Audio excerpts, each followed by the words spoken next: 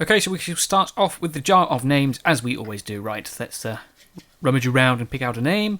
Let's go with this one.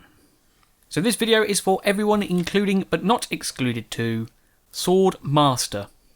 So welcome to this baking little video. It's a rather short baking video. If you pardon the pun. Because this is for Shortbread. It's episode 6. It's for Shortbread. It's a fairly simple recipe to do, although, well, I say this is a BBC recipe. It is not very good, because I had someone sort of hanging around who used to have been like an on and off baker for about 30 years, and let's just say I did not follow this recipe at all. But, well, I mean, the recipe I've written down, the one I do that you'll see, is the one that I changed it to. But the one that I changed it from was terrible. It didn't tell me half the things I needed to do. Anyway, I think we should get on with this. So, let's start off with what you'll need. 125 grams of butter, 55 grams of caster sugar, 180 grams of plain flour, a mixing bowl, a wooden spoon, a rolling pin, a knife, a baking tray, and a wire rack. Step 1, wash your hands and preheat the oven to 180 degrees. Step 2, beat the butter and sugar together. Right, that's pretty simple. You just got to mix it all until, you know, it's all beaten together. It's not that hard at all, to be fair. I might as well just stop here and go on to the next part, to be fair. I think I will, actually. I will. Step 3, stir in the flour.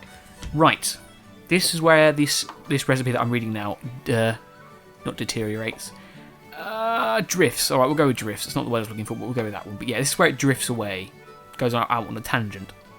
Because it says here that after you've mixed in the flour, you need to roll it out. But it also says that stir the flour into the mix until it turns into a paste. Well, as you can clearly see, it is nowhere near a paste. Now, apparently you're supposed to add some sort of egg or add some sort of water in now to make it into a paste. But what I did instead is I squeezed it all together to make a ball. And then what I did with that ball is I put it in the fridge for about 20 minutes. I sort of left it there. And then, after that, step 4 happens. Right, now we need to take it out and roll it out until it's about somewhere between 1 centimetre thick or 7 millimetre thick.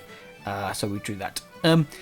We'll do this because it's still crumbly. It's very crumbly. Obviously, it's shortbread, so it's very crumbly. So what I did was I rolled it out a little bit. I put flour down first and rolled it out a little bit. And then I sort of turned it, rolled it out again, turned it, rolled it out again. Similar to when you're kneading something. But that's what I did to do that, and it all sort of stick together. But I did do it first without doing all this, and it was absolutely terrible. It didn't work at all. But yeah, that's the way to do it. That's how you're supposed to do it. And then what do I do next in this one? Do I do this here? I'm not even looking at my list. There's no point because it's completely different to what I actually did. Yeah, we'll just go with. Yeah, we'll add this on in the same step as well. Yeah, so once you've rolled it out, you need to cut it out into the squares or in whatever shape you're going for. I went for fingers, shortbread fingers, and you can see some of them are a little bit big as well. But hey, it's all fair in love and war, and baking.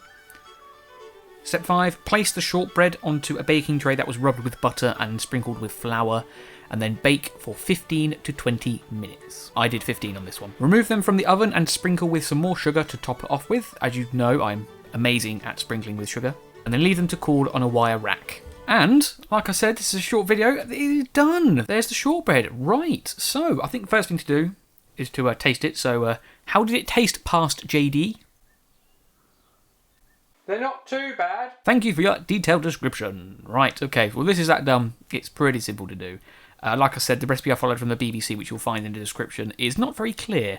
But hopefully this works out. I do remember making this at school, and it was not exactly the same. I seem to remember making breadcrumbs. No, like doing a rubbing in method when I was at school and I did it. But I guess that was a different recipe.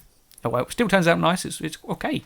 There's only one problem I have with it. Homemade biscuits always taste the same for me. Like, I would always prefer shop-bought biscuits, like with shortbread and stuff, but hey, it's homemade, why not? Right, okay. But yeah, if you do this yourself, I want to see pictures, or comments, or anything that you do, or if you have a variations of these, let me know. I was, what's the word, recommended to dip it in chocolate, or to put 2 pieces together and put cream in the middle. Obviously, I went for the simple route today, but those are other variations that I've done. But this was all one way to beat boredom. I'm now going to finish my cup of tea. And until the next time we meet, goodbye.